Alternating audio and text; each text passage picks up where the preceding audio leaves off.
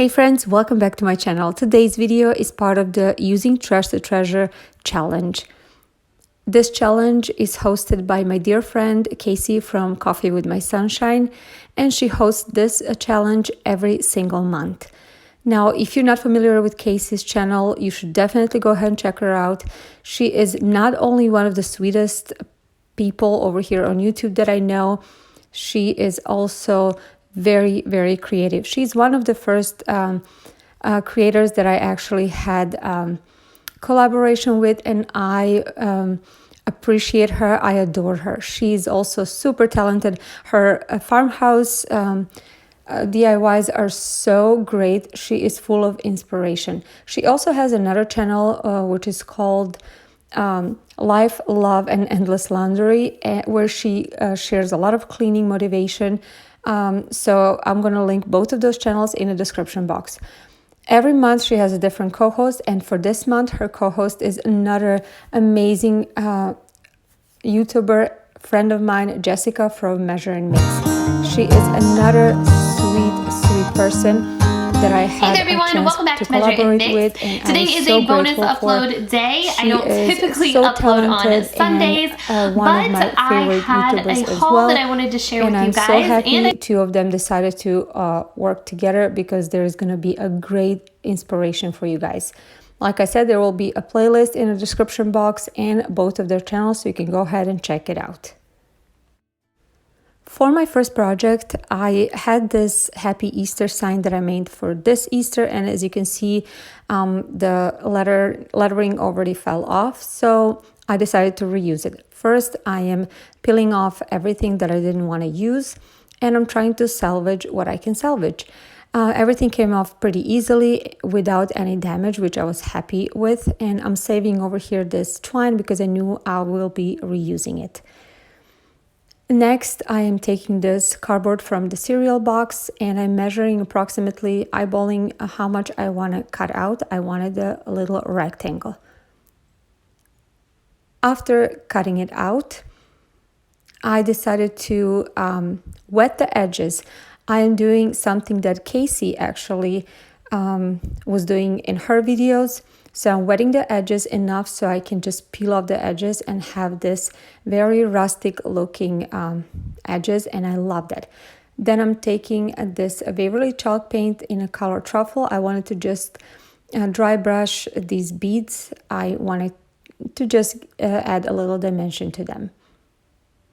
After that, I am going with my Rust-Oleum chalk paint in a linen white color, and I am painting or kind of dry brushing but heavily on this cardboard piece until it's almost completely covered, and then I'm gluing it, hot gluing it on the top of, or actually in the middle of my sign. After that, I'm taking these stencils that I actually got from the crafter square of my Dollar Tree, and I'm going to use first these letters. They're actually not alphabet letter, they're wordings on it, but I was able to use each letter for what I needed. And one thing that I didn't like is this sponge. I think it was too big for my little letters. It's probably working better for bigger stencils, but it didn't really work good for this one. So I switched later to a smaller one, or actually piece of sponge. Next, I'm taking this Waverly chalk paint in the color Celery. And I am taking this other stencil and I'm stenciling this cute little pot. I really liked it. And then next to that, I am also stenciling this wooden spoons. I thought they were so cute. I was so happy to find this stencil. And as you can see, I'm working over here with just different piece of sponge, and it worked way better. Now I'm using a darker green acrylic paint because I wanted to add some shadowing to my pot and my wooden spoons. I thought it looked too plain just the way it was, and after I was done just adding a little bit, I thought it looked perfect.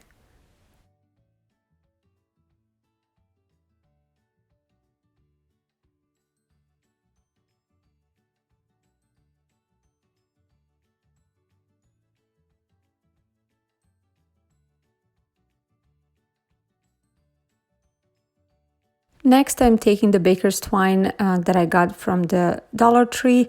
I'm using the yellow one and wrapping it around the bottom a couple of times and just tying it in a back.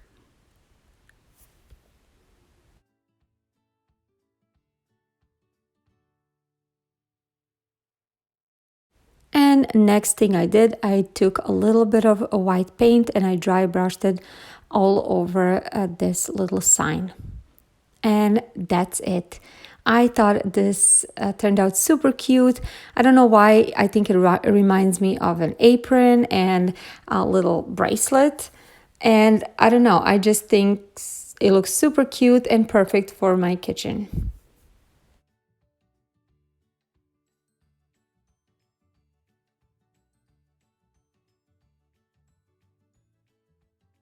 For my second project, I started off with making my own chalk paint. I started with this little paint that I got. It's sample paint from Lowe's, and then the baby powder with talc. Now, I'm not going to go too deep into how to do it. I'm going to link my friend's Holly's channel from Hot Humble Pie. She gave me the idea and she explained everything in details in her video, how to make your own chalk paint. And this works perfectly. So I got 2 of these bottles. They're from the lemon concentrate from Aldi. And soon as I saw them, I fell in love with them because of the details on them. I knew they would work perfect as a vase. And I know vases were already done many times, but I just thought this will be so cute and farmhousey. So first one I'm painting with this color that I had already made, and then the other one I just added a little more aqua acrylic paint, and I am painting the other one with that. The paint was so easy to apply, and I did 2 coats because I wanted perfect coverage, but honestly it was pretty thick to have a 1 coat be enough.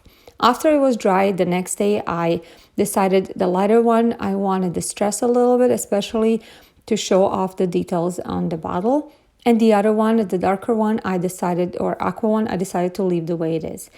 Then for the lighter one, I am taking the jute twine from the Dollar Tree and wrapping it around the neck and gluing it. And on the aqua one, I am taking the white jute twine and doing the same thing. After that, I am taking just some greenery. This was the eucalyptus picks from Walmart, and the other one is the yellow flowers from the Dollar Tree, and I am putting them in. This is super simple, and I know it's seen already, but I couldn't pass out these beautiful bottles, and they definitely go very well in my kitchen next to the sign that I made as my first project.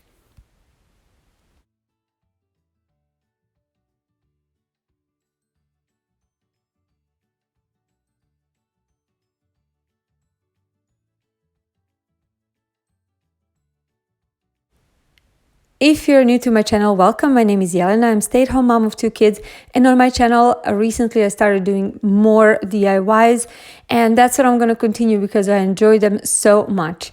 Also, if you're not my friend on social media, please let's be friends. Find me.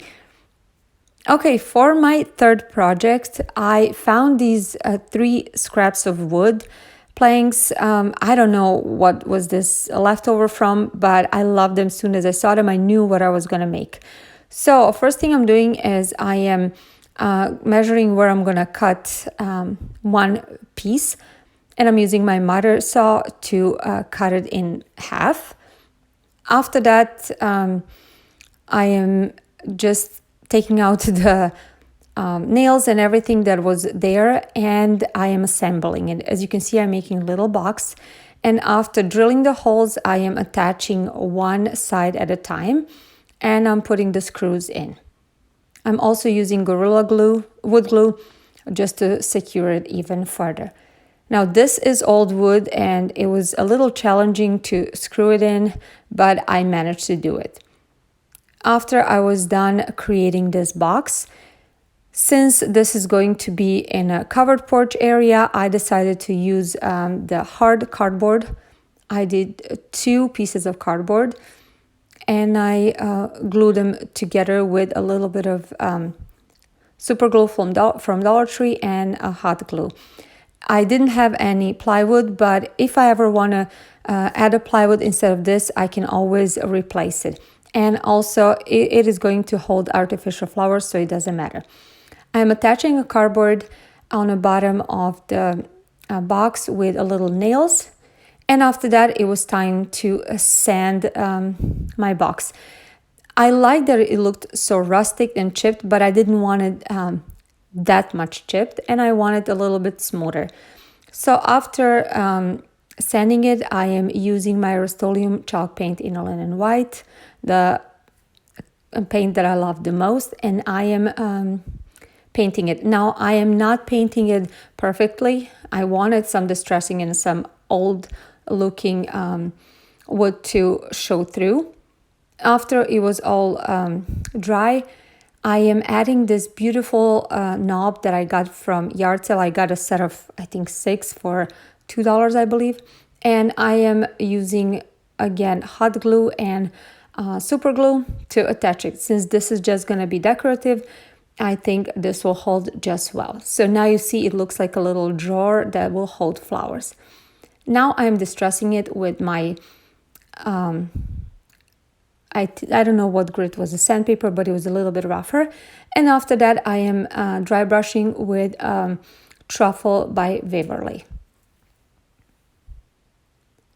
Next thing would be to add 2 pieces of styrofoam. I actually saved that from something that I got in the mail. And then I decided I am gonna paint the top of it green because I'm gonna add a moss and I didn't want white to show through.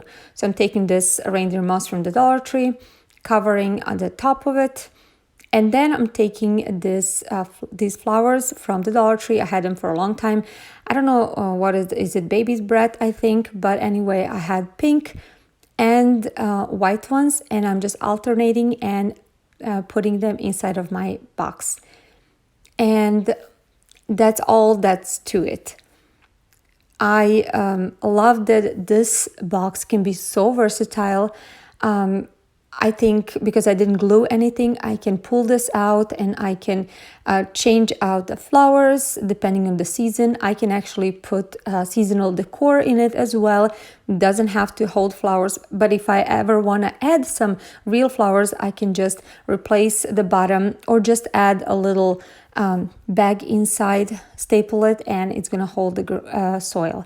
But I am absolutely in love with this project. I wanted to do it for a while, and I think it's perfect. I wouldn't change anything about it. So I really hope you guys like it. If you do, please give this video a big thumbs up and share it with your friends, your family, on a social media. And if you're not part of my channel, I would like for you guys to subscribe and become part of my family. Thank you, Casey and Jessica, for hosting this challenge. I'm going to have a playlist linked in the description box, so please go ahead and check it out. Have a wonderful day. I'll see you in my next video. Bye, guys.